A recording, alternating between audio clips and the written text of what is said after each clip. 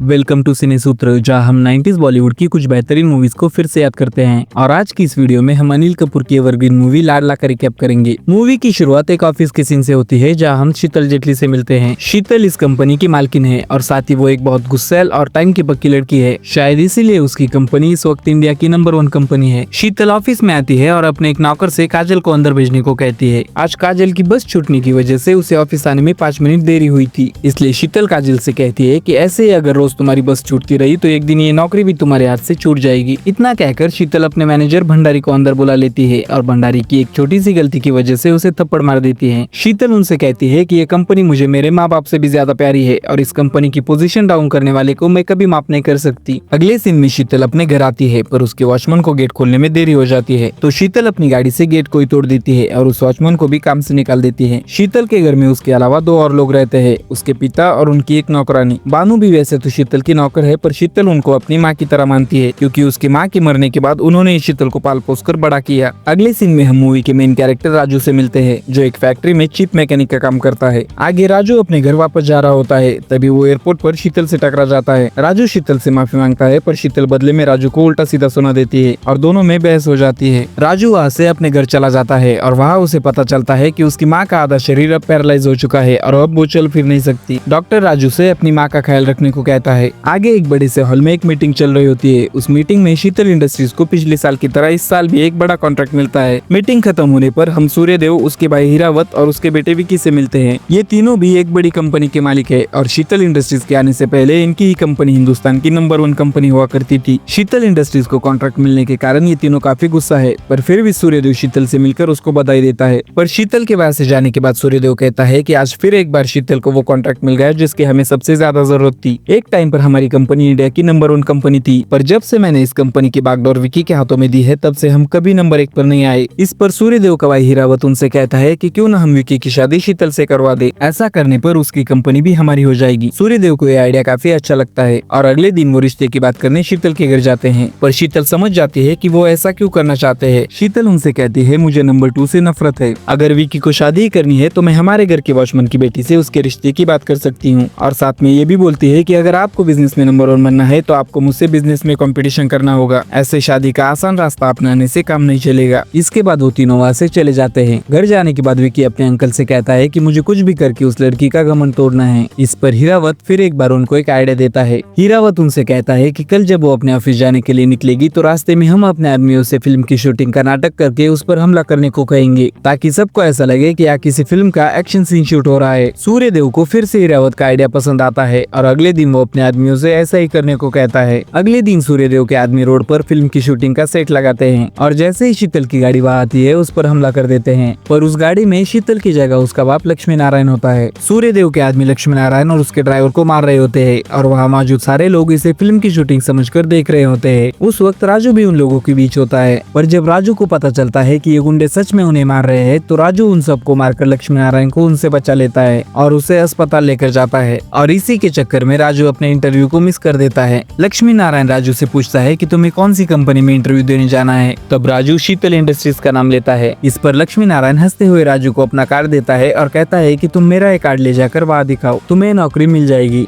राजू वो कार्ड लेकर शीतल के पास जाता है। शीतल राजू को पहचान लेती है और वो कार्ड को बिना देखे ही फाड़ कर राजू को वहाँ से भगा देती है। राजू फिर से लक्ष्मी नारायण के पास आता है और उनसे कहता है कि तुमने मुझे जो कार्ड दिया था एमडी ने उसे फाड़ कर फेंक दिया। लक्ष्मी नारायण राजू को फिर से वहाँ जाने को कहता है और उसे वादा करता है कि इस बार तुम्हें पक्का नौकरी मिल जाएगी। राजू कहता है, सर पर चोट लगने की वजह से तुम्हारा दिमाग खराब हो गया है। तो लक्ष्मी नारायण उसको कहता है कि तुम जिस कंपनी में गए थे मैं उसका मालिक हूँ और शीतल मेरी बेटी है। राजू मान जाता है और अगले दिन फिर से कंपनी में जाने के लिए निकलता है। रास्ते में उसकी मुलाकात काजल से होती है और वो काजल को इम्प्रेस करने के लिए उसको झूठ मूठ की बातें बोल देता है, जैसे वो अमेरिका में रहता था और शीतल इंडस्ट्रीज में वो पार्टनर है। फिर राजू ऑफिस पहुंचता है और वहाँ शीतल उसे अपने पिता की वजह से काम पर रख लेती है और अपनी सेक्रेटरी से अपॉइंटमेंट लेटर लेने को कहती है। राजू बाहर आता है और देखता है कि शीतल की सेक्रेटरी और कोई नहीं काजल ही है। काजल बस वाली बात को लेकर राजू की टांग खींचते हुए उसे सारा काम समझा देती है। आगे सूर्यदेव, हीरावत और विकी भंडारी को अपने पास बुलाते हैं मिलने के लिए, क्योंकि वो लोग जानते हैं कि भंडारी शीतल इंडस्ट्रीज का यूनियन लीडर है और उस कंपनी के सारे सीक्रेट भी उसके पास है। वो तीनों भंडारी को पैसों से भरा हुआ एक बैग देते हैं और अपने साथ शामिल कर लेते हैं। आगे राजू और उसका दोस्त शीतल से झूठ बोलकर मूवी देखने चले जाते हैं, क्योंकि उस थिएटर में पहला और दूसरा टिकट खरीदने वालों को सोने की चेन इनाम में मिलने वाली होती है। राजू थिएटर में बॉम्ब है कहकर लोगों को वहाँ से भगा देता है और पहला टिकट खरीदकर इनाम जीत जाता है। पर उनको इनाम देने के लिए थिएटर वाले शीतल को एज ए चीफ गेस्ट बुलाते हैं और राजू का झूठ पकड़ा जाता है। अगले सीन में फैक्ट्री में एक मजदूर का हाथ कट जाता है और राजू उस मजदूर को शीतल की गाड़ी में अस्पताल लेकर जाता है। दूसरी तरफ जब शीतल को ये बात पता चलती है तो उसको बहुत ज्यादा गुस्सा आता है और राजू जब गाड़ी लेकर वापस फैक्ट्री में आता है तो गाड़ी में लगा खून देखकर उसको और गुस्सा आ जाता है। वो बिना पूछे उसकी गाड़ी को हाथ लगाने के कारण राजू को काम से निकाल देती है। पर फैक्ट्री के सारे मजदूर राजू के साथ खड़े हो जाते हैं और शीतल से कहते हैं कि अगर राजू को काम से निकाला तो यहाँ कोई मजदूर काम नहीं करेगा, इसलिए शीतल राजू को काम से नहीं निकाल पाती। तो वो गुस्से में अपनी गाड़ी पर पेट्रोल डालकर उसे आग लगा देती है और बारिश में भीगते हुए पैदल ही घर चली जाती है। घर जाकर वो बानूबी की गोद में सर रखकर रोने लगती है और उनसे कहती है, आज उस लड़के की वजह से मजदूरों ने पहली बार मुझसे बगावत की है। वो लड़का मेरी आंखों में कांटे की तरह चुभ रहा है और मुझे उससे नफरत है। अगले सीन में काजल राजू के घर आती है। वो राजू की माँ से मिलती है और उनसे थोड़ी देर बातें करती है। वहाँ काजल की बातों से हमें ये पता चलता है कि काजल राजू को पसंद करने लगी है। काजल वहाँ से चली जाती है। आगे फैक्ट्री में सारे मजदूर एक जगह बैठे होते हैं। वहाँ शीतल उनसे कहती है कि हर साल की तरह इस साल भी वो भंडारी को आपका यूनियन लीडर चुन रही है, पर इस बार कुछ मजदूर शीतल के खिलाफ हो जाते हैं और वो राजू को भंडारी के खिलाफ इलेक्शन में खड़ा कर देते हैं। शीतल इस बात से और गुस्सा हो जाती है। वो राजू से कहते हैं कि बस एक बार मेरा मैनेजर भंडारी ये इलेक्शन जीत जाए, फिर देखना मैं तुम्हारा क्या हाल करती हूँ। काजल भंडारी से कहती है कि अगर वो मजदूर इलेक्शन जीत गया तो वो बाकी मजदूरों को भी मेरे खिलाफ भड़का देगा, इसलिए चाहे कुछ भी हो जाए वो जीतना नहीं चाहिए। तो भंडारी इलेक्शन के दिन अपने कुछ आदमियों को मजदूरों के कपड़े पहनकर वोट डालने के लिए भेज देता है, पर राजू के दोस्त पहचान लेते हैं कि ये लोग नकली वोट डालने आए हैं। तब फैक्ट्री के मजदूर और गुंडों के बीच जमकर लड़ाई होती है और फैक्ट्री के सारे मजदूर अपने खून से राजू के नाम पर मोहर लगाकर उसे इलेक्शन जितवा देते हैं। भंडारी के इलेक्शन हारने पर शीतल फिर एक बार उसे कस के थप्पड़ मारती है। इसके बाद भंडारी गुस्से में सूर्यदेव के पास जाता है और वहाँ सूर्यदेव उसे शीतल को जान से मरवाने को कहता है। शीतल फैक्ट्री में राजू और बाकी मजदूरों को फैक्ट्री के नए रूल्स बता रही होती है। तभी भंडारी शीतल को मारने के लिए उसके सर पर क्रेन से एक बड़ा बक्सा गिरा देता है, पर राजू उसे बचा लेता है। तब शीतल राजू का शुक्रिया अदा करने के बजाय उसे खुद को छूने के लिए थप्पड़ मार देती है। राजू वहाँ सबके सामने चुप रहता है, पर बाद में शीतल को उसके कैबिन में जाकर एक के बाद एक 5 थप्पड़ मारता है। वो शीतल को डांटता है और जाते जाते उसे कहता है कि उस दिन मैंने तुम्हारी गाड़ी को छुआ तो तुमने उसे आग लगा दी, पर आज तो मैंने तुम्हें ही छू लिया, अब तुम क्या करोगी। शीतल अपनी बेइज्जती को भुला नहीं पा रही। वो अपने कैबिन में बैठकर बड़ी देर तक इसी बात को बार बार याद करती है और बाद में अपने घर चली जाती है। वहाँ वो अपने पिता और बानूबी से कहती है कि मैं शादी करना चाहती हूँ। मैंने अपनी शादी के लिए लड़का ढूंढ लिया है और वो लड़का कोई और नहीं राजू है। उसने इतना सब कुछ होने के बाद भी आज फैक्ट्री में मेरी जान बचाई, इसलिए मैं उससे शादी करना चाहती हूँ। दूसरी तरफ काजल राजू को एक जगह मिलने के लिए बुलाती है और उसे कहती है कि मैं तुमसे प्यार करती हूँ। राजू भी काजल से प्यार करता है, इसलिए वो काजल से कहता है कि तुम कल अपने पिता को मेरे घर भेज दो, वो मेरी माँ से मिलेंगे और वही शादी की बात भी कर लेंगे। काजल अपने पिता को ये बात बता देती है और वो दोनों रिश्ते की बात करने राजू के घर जाते हैं। पर जब वो दोनों वहाँ पहुँचते हैं तब लक्ष्मी नारायण पहले से वहाँ राजू की माँ से शीतल और राजू की शादी की बात कर रहा होता है। काजल उनकी सारी बातें सुन लेती है और अपनी शादी की बात करने की बजाय राजू की शादी शीतल से करवाने को कहती है। जब राजू काजल से मिलने जाता है तब काजल उसे वहाँ पर हुई सारी बात बता देती है। राजू वहाँ से निकलकर शीतल के घर जाता है और लक्ष्मी नारायण को शादी के लिए साफ साफ मना कर देता है। इसके बाद शीतल राजू के घर जाती है और उसकी माँ से कहती है कि मैं आपके बेटे से बहुत प्यार करती हूँ। हजारों लड़के मुझसे शादी करना चाहते हैं, लेकिन मैं आपके बेटे से शादी करना चाहती हूँ, लेकिन वो मुझसे शादी नहीं करना चाहता। इतना कहकर शीतल अपना हाथ काट लेती है और राजू की माँ को बोलती है, अगर आप सच में मुझे अपनी बहू बनाना चाहती हो तो अपना हाथ आगे बढ़ाकर मुझे वचन दीजिए। राजू की माँ शीतल के हाथ से बहते खून को देखकर जैसे तैसे अपना हाथ आगे बढ़ाकर शीतल को शादी के लिए वचन देती है। तभी राजू वहाँ पर आता है और ये सब देख लेता है। शीतल की वजह से अपनी माँ का हाथ ठीक हुआ देखकर राजू शादी के लिए तैयार हो जाता है और फिर दोनों की शादी हो जाती है। शादी के बाद शीतल की मुंह दिखाई की रस्म होती है और उस रस्म में शीतल की कुछ सहेलियां भी आती है। शीतल की सहेलियां राजू का घर देखकर सबके सामने राजू और उसकी माँ को उनकी गरीबी के लिए ताने मारकर चली जाती है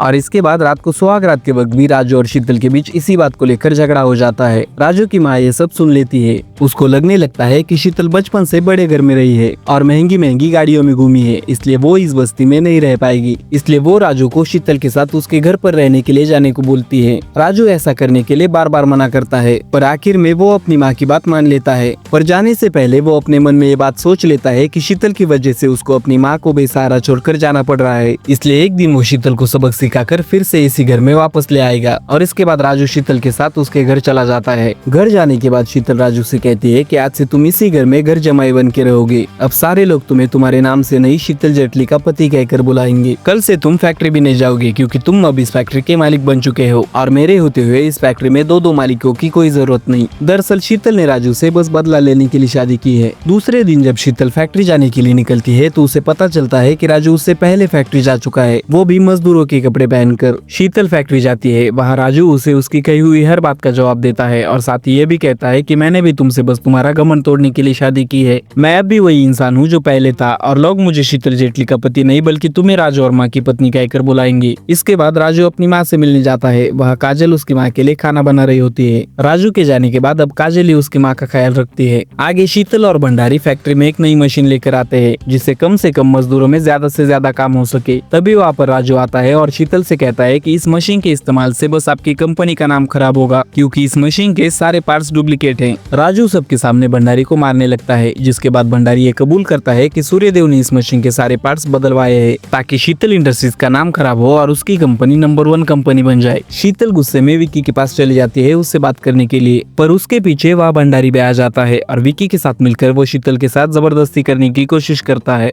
पर शीतल वहाँ से भाग जाती है। वो दोनों शीतल का पीछा करते हैं पर तभी वहाँ पर राजू आता है और उन दोनों को मारकर पुलिस के हवाले कर देता है। आगे काजल राजू को सरप्राइज देने के लिए उसे उसी के घर बुलाती है। वहाँ राजू को पता चलता है कि उसकी माँ अब ठीक हो चुकी है, वो खुद के पैरों पर खड़ी होने लगी है। राजू की माँ उसे कहती है कि काजल ने मेरी दिन रात सेवा की और इसी की वजह से मैं आज ठीक हुई हूँ। राजू खुश होकर काजल को माथे पर चूम लेता है। तभी शीतल उन दोनों को अपनी गाड़ी से देख लेती है। शीतल काजल के घर जाती है और उसे नौकरी से निकाल देती है और वहाँ उन दोनों में बहस हो जाती है। अगले दिन ये बात राजू और बाकी मजदूरों को भी पता चल जाती है। तब राजू शीतल के पास जाता है और उसे कहता है कि अगर आपने काजल को 24 घंटे के अंदर काम पर वापस नहीं लिया तो उसके बाद यहाँ कोई मजदूर काम नहीं करेगा। इस पर शीतल कहती है कि अगर तुमने हड़ताल के बारे में सोचा भी तो तुम्हारे सारे मजदूरों का ट्रांसफर बैंगलोर वाली फैक्ट्री में कर दिया जाएगा क्योंकि एग्रीमेंट में ऐसा लिखा है और तुम सब ने उस पर साइन भी किया है। इसके बाद राजू घर जाकर नशे में होने का नाटक करता है और शीतल से वो मजदूरों ने साइन किए हुए पेपर्स ले लेता है। आखिरकार शीतल राजू से परेशान होकर अपनी फैक्ट्री को ही बंद कर देती है। तब राजू सारे मजदूरों को साथ लेकर शीतल के खिलाफ हड़ताल शुरू कर देता है। दूसरी तरफ सूर्यदेव विक्की और भंडारी को जेल से छुड़ा लेता है और वो तीनों मिलकर मजदूरों के इस हड़ताल का फायदा उठाने का प्लान बनाते हैं। सूर्यदेव अपने कुछ आदमियों को भेजता है फैक्ट्री में आग लगाने के लिए। सूर्यदेव के मुंडे फैक्ट्री को आग लगाने ही वाले होते हैं कि हर बार की तरह इस बार भी राजू बीच में आकर उनका प्लान चौपट कर देता है, पर लड़ाई के दौरान राजू को पेट में चाकू लग जाता है। राजू सोचता है कि हमला शीतल ने करवाया है। वो काजल से बात कहता है पर काजल को उसकी इस बात पर यकीन नहीं होता। वो राजू से कहती है कि कोई भी पत्नी अपने पति के साथ ऐसा नहीं कर सकती। तब राजू काजल को अब तक की सारी बातें बताता है और कहता है कि हमने शादी जरूर की है पर हमारे बीच पति पत्नी जैसा कोई रिश्ता नहीं है। राजू की माँ बाहर से उनकी ये बातें सुन लेती है और शीतल के पास जाती है और उससे हाथ जोड़कर माफी मांगती है, पर शीतल बदले में उनसे राजू को फैक्ट्री में आग लगाने के इल्जाम में जेल भिजवाने की बात करती है। शीतल की सारी बातें सुनकर राजू की माँ का ब्लड प्रेशर बढ़ जाता है और उन्हें चक्कर आ जाते हैं। तभी राजू आता है और शीतल को थप्पड़ मारकर उससे सारे रिश्ते खत्म करने की बात करता है। राजू अपनी माँ को लेकर वहाँ से चला जाता है। शीतल के पिता लक्ष्मी नारायण और बानू भी शीतल की इस हरकत से नाराज होकर उसके खिलाफ हो जाते हैं। शीतल अकेली पड़ जाती है। वो अपने वकील को वहाँ बुलाती है और अपने फैक्ट्री के आधे शेयर्स राजू और आधे शेयर्स मजदूरों के नाम करवा देती है और इसके बाद वो जहर खाकर जान देने वाली होती है कि विक्की और भंडारी वहाँ आते हैं और उसे उठाकर अपने साथ लेकर जाते हैं। वहाँ वो सारे मिलकर शीतल के साथ जबरदस्ती करने की कोशिश करते हैं। शीतल का एक नौकर ये बात जाकर राजू को बताता है। तब राजू वहाँ पहुंचकर शीतल को बचाने के लिए सारे गुंडों को मारने लगता है, पर विक्की और भंडारी मिलकर शीतल को जबरदस्ती जहर पिला देते हैं। इसके बाद राजू उन सबको मारता है और शीतल को लेकर अस्पताल आता है। शीतल को होश आ जाता है और वो राजू के पैरों में गिरकर उससे माफी मांगती है और एक नई जिंदगी की शुरुआत करने को कहती है। अंत में शीतल काजल को फिर से काम पर रख लेती है और राजू के साथ खुशी खुशी उसके घर पर रहने लगती है और इसी के साथ ये मूवी खत्म हो जाती है। तो दोस्तों अगर वीडियो अच्छे लगे तो वीडियो को लाइक कर देना और ऐसे और भी पुरानी फिल्मों के रिकैप वीडियोस देखने के लिए चैनल को सब्सक्राइब। मिलते हैं आपसे नेक्स्ट वीडियो में, तब तक के लिए कीप वॉचिंग।